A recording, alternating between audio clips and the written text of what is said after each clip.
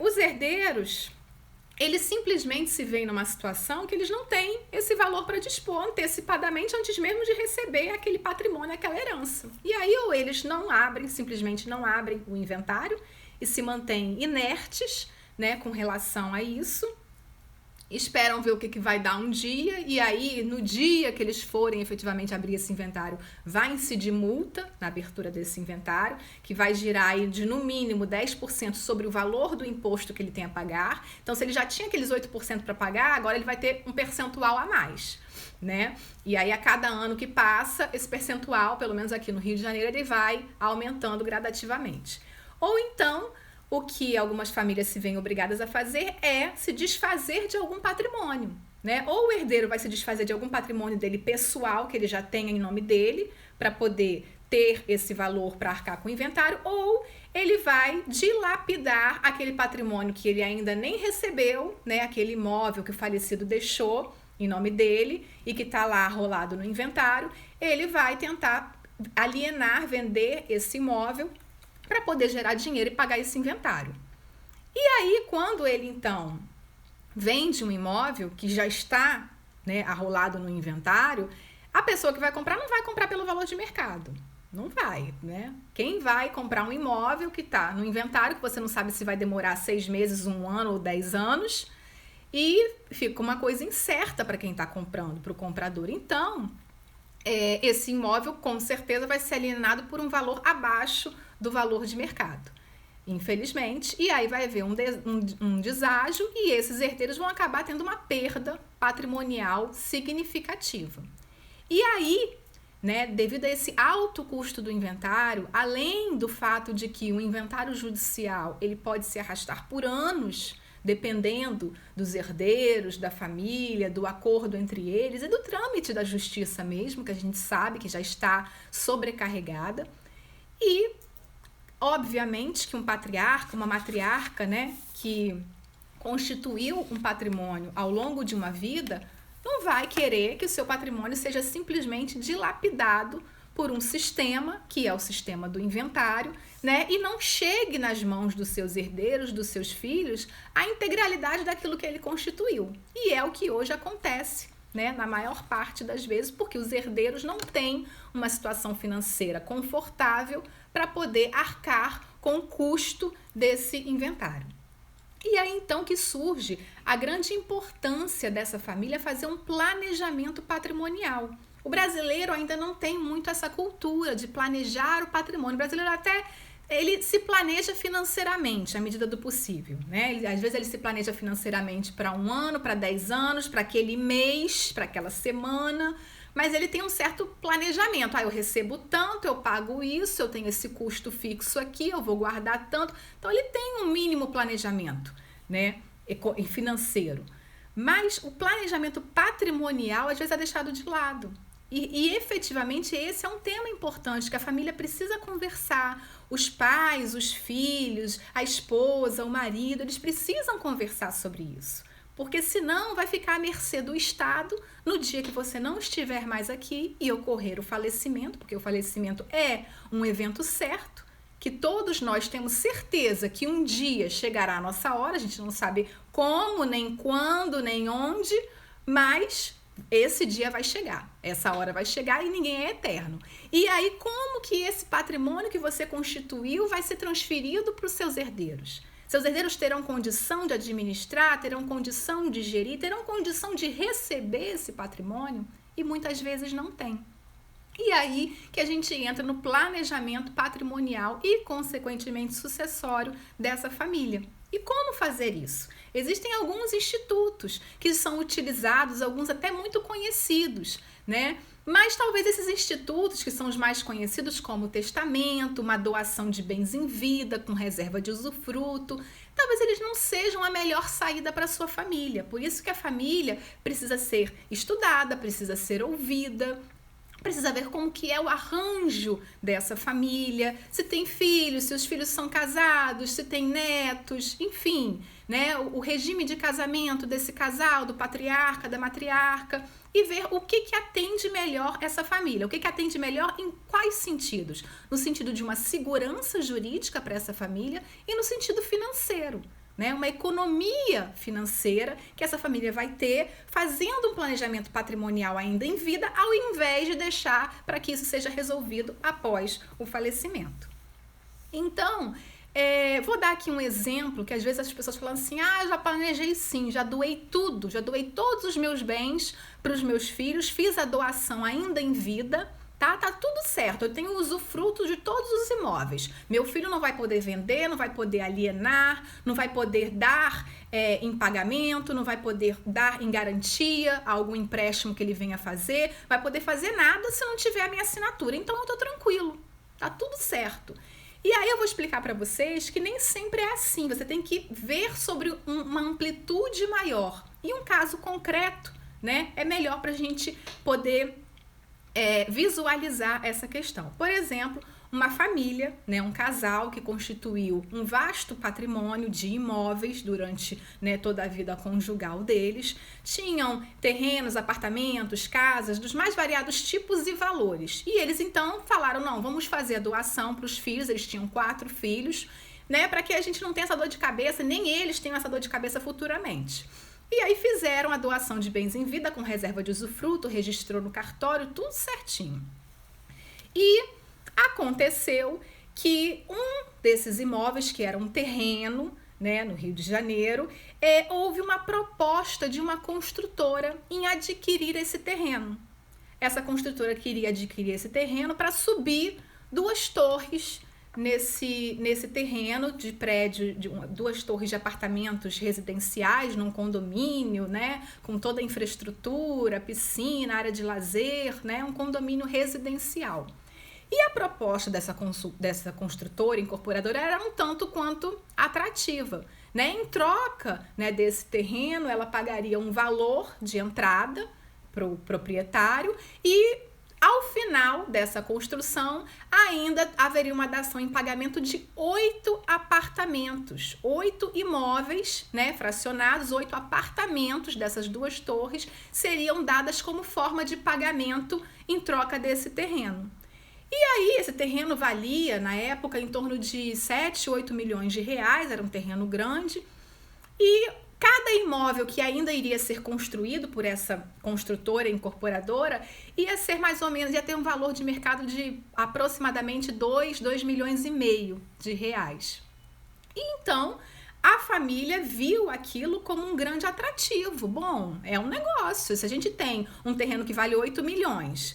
Vamos receber aí, em média, 8 apartamentos, né, de 2 milhões de reais, nosso patrimônio vai subir para 16 milhões por baixo, né? E tende isso a valorizar depois com os anos. Cada filho fica com um apartamento e ainda vai sobrar 4 apartamentos para serem alugados e viverem da renda, enfim, era um bom negócio para eles. Eles iam duplicar, se não triplicar o patrimônio. E aí, então, o pai, que já tinha doado esse terreno para os filhos, foi conversar com os filhos, né? Porque eu preciso que meus filhos assinem, então, esse negócio para a gente poder fechar. E eu, como usufrutuário, assino junto. E aí, assim fizeram. E esses filhos, esses 4 filhos, eles eram casados, sendo que um deles estava ainda em fase de separação. Ele ainda não tinha o divórcio, a esposa ainda não tinha concedido o divórcio, estavam ainda naquela briga porque ele queria o divórcio consensual, um divórcio extrajudicial, ela já queria brigar porque achava que tinha direitos a mais coisas que na realidade não tinha.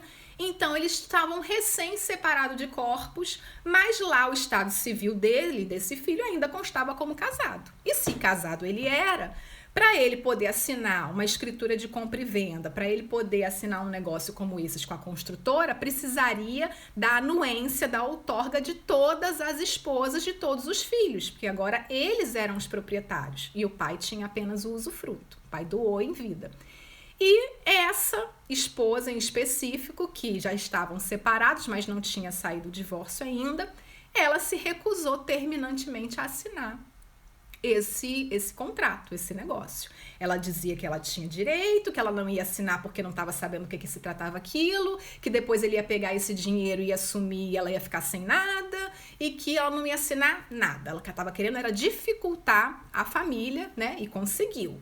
E aí o pai não se viu em outra situação, foi procurar o advogado, chegou no escritório, Enfim, o escritório teve que entrar com uma ação judicial para que o juiz, então, suprisse essa falta da assinatura de uma das esposas, suprisse essa outorga. Foi concedida a decisão pelo juiz, porém, esse trâmite aí, né, da família tentar conversar com ela, tentar um acordo dela assinar, depois procurar um escritório de advocacia, entrar com uma ação judicial, esse trâmite aí demorou em torno de 2 meses, 2 meses e meio. Foi, de certa maneira, para a justiça, foi rápido, mas não foi tão rápido para a construtora.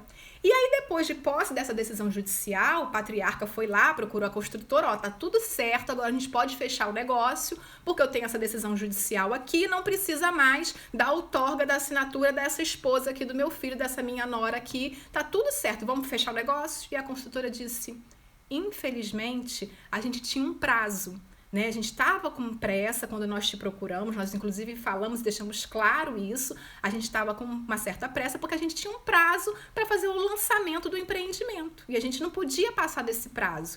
Infelizmente, nós não pudemos esperar esse processo todo e nós então adquirimos o terreno ao lado. E aí, essa família, esse patriarca, matriarca e os seus herdeiros ficaram simplesmente a ver navios. Eles não conseguiram fechar esse negócio porque uma das esposas se recusou a assinar o termo.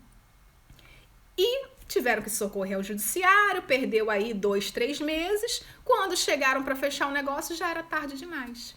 Então, esse sistema que essa família escolheu para fazer o planejamento patrimonial e sucessório deles, daquela família, nesse caso, não foi eficiente, porque eles não previram uma coisa dessas. O advogado que eles consultaram na época também não previu que um problema desse poderia acontecer. Então, gente, existe um outro sistema, além de testamento, além de doação de bens em vida com reserva de usufruto, que chama-se holding familiar. Né? O que é, então, essa bendita holding familiar que eu ouço tanto falar, mas eu não sei ainda direito? Né? Na realidade, você pode dar o nome que você quiser. Tá? A gente usa o termo holding familiar porque já está mais conhecido entre as pessoas dessa maneira, mas você dá o nome que você quiser. A holding familiar, ela é o quê? Ela é você, pessoa física, constitui uma pessoa jurídica, uma empresa, né, no qual você vai ser o sócio e você pega o seu patrimônio pessoal, o seu patrimônio da pessoa física, sejam bens móveis, imóveis, apartamento, casa, terreno, lojas, aplicações, dinheiro, o que for, veículo, e você transfere isso para a sua pessoa jurídica, através do que a gente chama de integralização do capital social. Você vai integralizar o capital social dessa pessoa jurídica que você constituiu com bens seus, particulares. E quando você faz essa integralização, quando você leva esses bens para dentro da pessoa jurídica que você constituiu, você leva ele pelo valor da declaração do imposto de renda.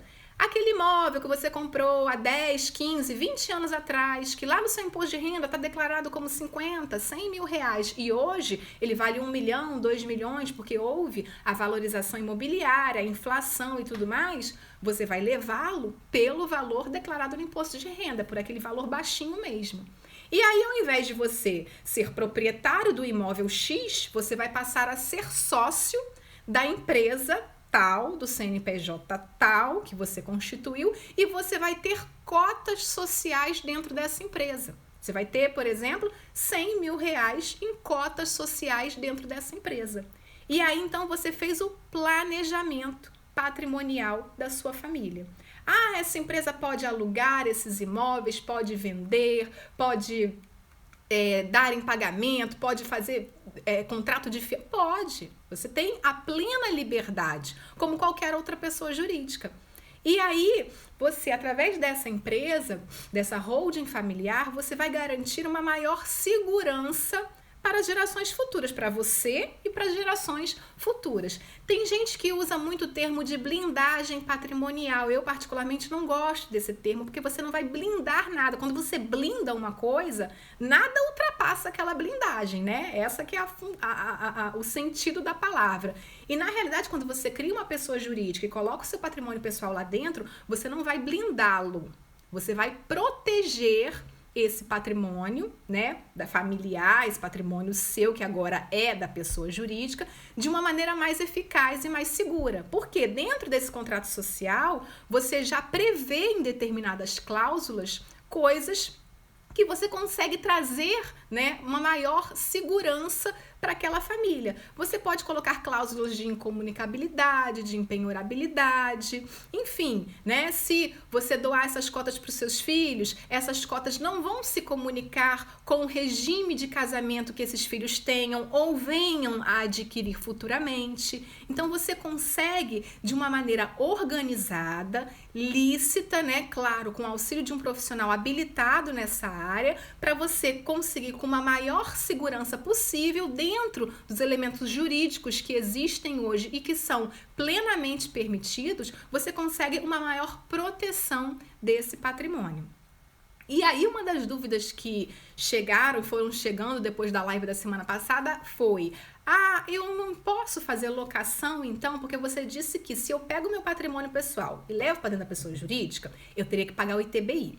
Mas você disse também que se a pessoa jurídica não exercer nenhuma atividade imobiliária, ou seja, locação e compra e venda de imóveis, eu posso solicitar na prefeitura uma imunidade tributária e não ter a incidência do ITBI, ok? Ok, é isso mesmo. E aí, então eu vou levar o patrimônio e não vou poder mais alugar. Às vezes a pessoa tem 2 imóveis, um ela reside e o outro ela aluga e vive da renda. Às vezes ela tem 10 imóveis só para alocação. Às vezes a pessoa já se aposentou, tem 15 imóveis, porque ela foi comprando ao longo da vida e vive da renda do aluguel desses imóveis. E aí ela não vai poder mais alugar? Gente, para você fazer locação de bem imóvel, você não precisa ser o proprietário. A locação ela pode continuar sendo feita em nome da sua pessoa física. Quem é o proprietário agora que você planejou e abriu essa holding familiar é a holding familiar, a empresa cofre que você criou. Ela é a proprietária. No RGI vai constar como proprietária essa sociedade que você instituiu, essa pessoa jurídica. Mas você, como possuidor, você pode alugar esse imóvel na pessoa física. Ou pode ainda constituir uma outra pessoa jurídica em paralelo a essa holding familiar, que a gente chama de uma empresa operacional, e essa pessoa jurídica vai fazer então a alocação desses bens imóveis. Ela vai alugar imóvel de terceiro, o imóvel não é dela. Não precisa ser o objeto da pessoa jurídica a alocação de bens próprios. Não, essa é uma forma. Mas você pode abrir uma pessoa jurídica e fazer locação de imóveis de terceiros. Ou seja, essa pessoa jurídica vai locar o imóvel da holding e vai viver dessa renda.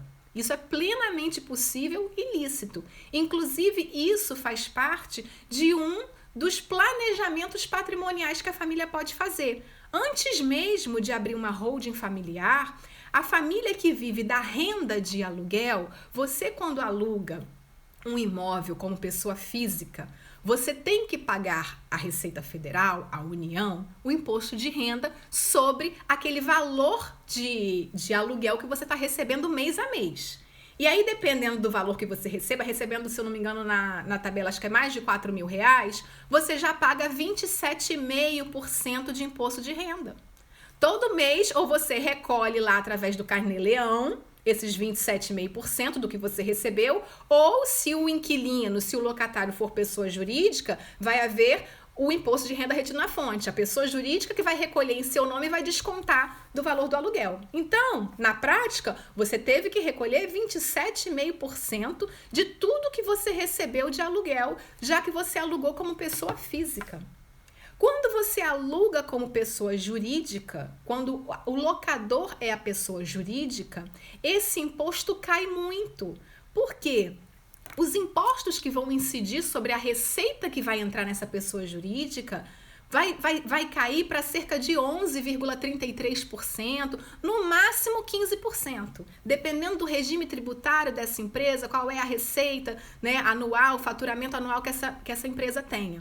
Mas no máximo, essa empresa vai recolher em torno de 14, alguma coisa, bota aí 15% de imposto sobre tudo que entrar de aluguel. Então isso já é um planejamento patrimonial que você pode fazer. Se você, pessoa física, aluga imóveis, né, em seu nome e tem que recolher os 27,5% de imposto de renda de tudo que entra de locação, de aluguéis mensalmente, né, e no ano seguinte você tem que constar ali na declaração de imposto de renda todo aquele aluguel que você recebeu no ano anterior e os respectivos recolhimentos que foram feitos, você alugando em nome da pessoa jurídica, esse imposto vai cair para 15%, podendo chegar até a 8%, dependendo do regime tributário que essa empresa venha a implementar. Então, é uma economia enorme, é uma economia tributária, é um incentivo tributário, né? Então, isso já faz parte do planejamento patrimonial de uma família. A gente não está falando aqui ainda de sucessão, a gente está falando em planejar o patrimônio da família. Por que você vai continuar alugando seus imóveis em nome da pessoa física e recolhendo 27,5% de imposto de renda todo mês, se você pode alugar esses mesmos imóveis em nome da pessoa jurídica e recolher em torno de 11% a 15% de imposto? Já está tendo uma economia aí por baixo de pelo menos 12,5%.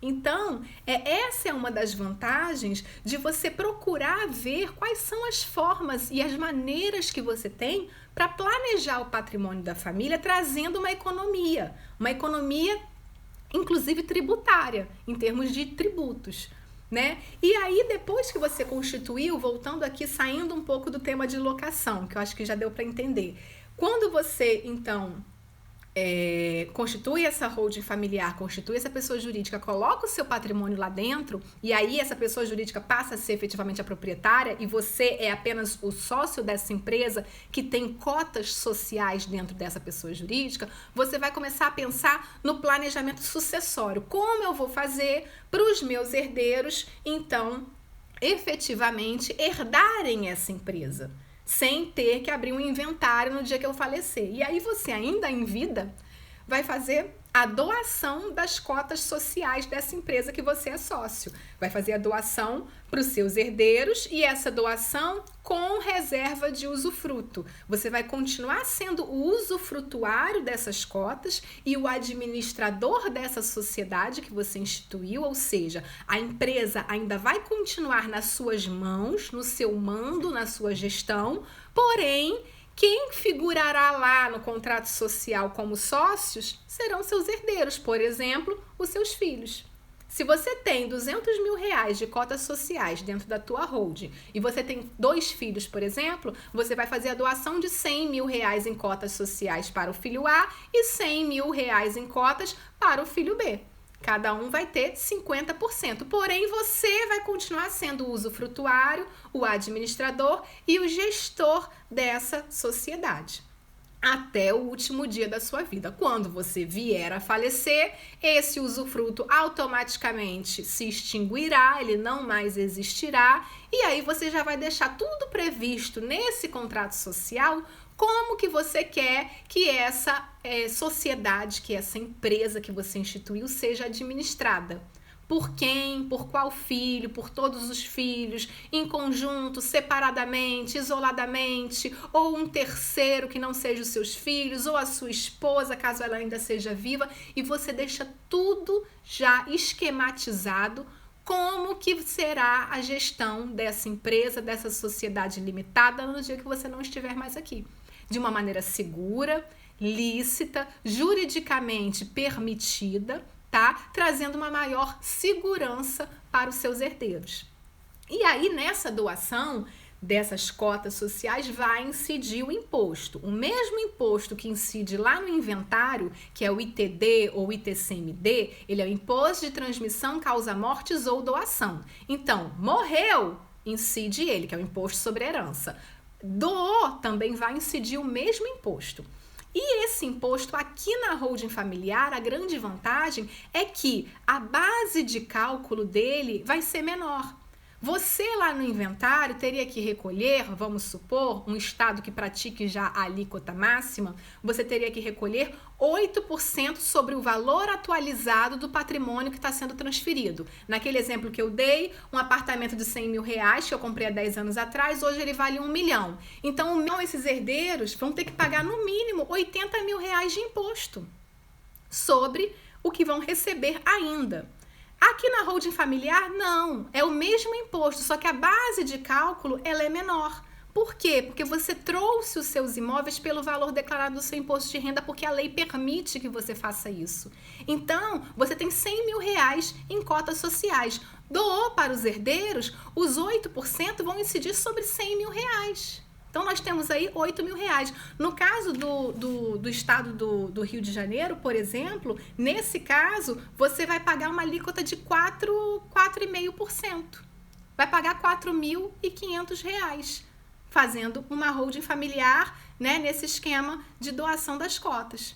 E se você deixar para os seus herdeiros, eles vão pagar no estado do Rio de Janeiro 6%. Que aí seria 60 mil reais. Então aí que está a grande economia, além de toda a segurança daquela família, do patrimônio, a economia tributária é um dos principais objetivos de você constituir uma holding familiar para poder planejar esse patrimônio da família e, consequentemente, já fazer a sucessão desse patrimônio ainda em vida, evitando que os seus herdeiros tenham que se valer futuramente, no dia que você não estiver mais aqui, do famoso e tão temido e oneroso inventário, que, como eu disse, o inventário vai custar, no mínimo, para esses herdeiros, de 15% a 20%. Isso se correr tudo bem com o inventário, é de 15% a 20%. Ou seja, nesse exemplo prático do imóvel de R$1 milhão, os seus herdeiros teriam que gastar em torno de 150 a 200 mil reais para poder ter o direito de herdar esse patrimônio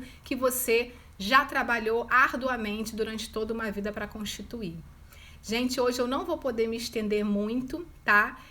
Nessa live, queria agradecer aqui a presença de todos. Eu procurei expor de uma maneira clara e objetiva, de maneira que eu respondesse as perguntas que foram chegando para mim durante a semana em relação a esse tema. É um tema, para muitas pessoas, é um tema novo, que nunca ouviram falar, né, que é a primeira vez que estão tendo contato com isso, nem sabiam da existência dessas possibilidades, mas já gera uma sementinha na cabeça de cada um aí, que existem esses institutos, né? Claro que cada família, cada realidade tem que ser analisada, né? O arranjo familiar daquela família, a questão dos imóveis, dos bens que essa família tenha, para então dar a melhor saída, né? Tanto com holding familiar ou com doação de bens em vida, mas que seja feita de uma maneira segura para que aquela família não venha a ter problemas futuros com isso, evitando-se assim o inventário no dia que você, infelizmente, não estiver mais aqui. Queria agradecer a presença de todos hoje nessa live. Esse vídeo vai ficar gravado. Quem puder depois compartilhar com seus contatos, né? Agradeço muito. E a gente tá aqui justamente para compartilhar informação. Obrigada, gente. Boa tarde a todos.